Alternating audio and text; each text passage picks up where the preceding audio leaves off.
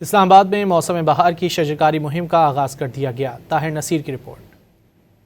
شکرپڑیاں کے مقام پر شجرکاری مہم کا باقاعدہ افتتاح وزیراعظم کے کوارڈینیٹر برائے صحت ڈاکٹر مختار احمد اور چیئرمین سی ڈی اے نے پودا لگا کر کیا۔ مختلف جامعات کے طلباء اور طالبات کی بڑی تعداد بھی شریک ہوئی۔ وزیراعظم کے کوارڈینیٹر برائے صحت ڈاکٹر مختار نے موسمیاتی تبدیلی کے اثرات سے نمٹنے کے لیے شجرکاری کو ناگزیر قرار دیا۔ چیئرمین سی ڈی اے نے کہا کہ اسلام آباد کو دوبارہ سرسبز بنانا اولین ترجیح ہے۔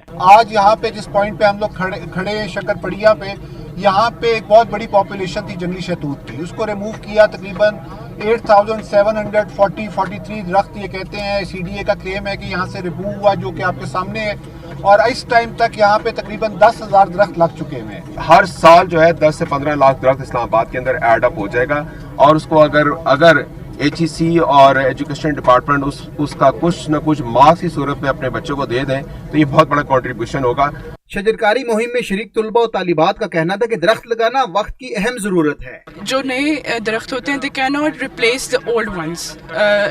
کسی بھی ریسرچ کو آپ اٹھا کے دیکھ لیں، لیکن پھر بھی مجھے پوری امید ہے، اور پریویسلی بھی یہ ثابت ہوا ہے کہ سی ڈی اے نے اپنے جتنے بھی انیشیٹوز ہیں ان کو لک آفٹر کیا ہے۔ سی ڈی اے بہتر تو کر رہی ہے تھوڑا، لیکن جہاں پہ 10 درخت لگا رہے ہیں وہاں پہ 500 درخت کاٹ بھی رہے ہیں۔ پاپولیشن ہماری بڑھ رہی ہے، بڑھتی پاپولیشن کے ساتھ ہر انسان کو ایک ایک ٹری ضرور لگانا چاہیے۔ ماہرین کے مطابق ایک درخت نہ صرف ماحول کی آلودگی سے بچاتا ہے بلکہ آنے والی نسلوں کو صاف فضا بھی فراہم کرتا ہے۔ شہریوں سے اپیل کی گئی ہے کہ وہ شجرکاری مہم کا حصہ بنیں اور لگائے گئے پودوں کی حفاظت کو یقینی بنائیں۔ کیمرامین منصور احمد کے ساتھ طاہر نصیر، ڈان نیوز، اسلام آباد۔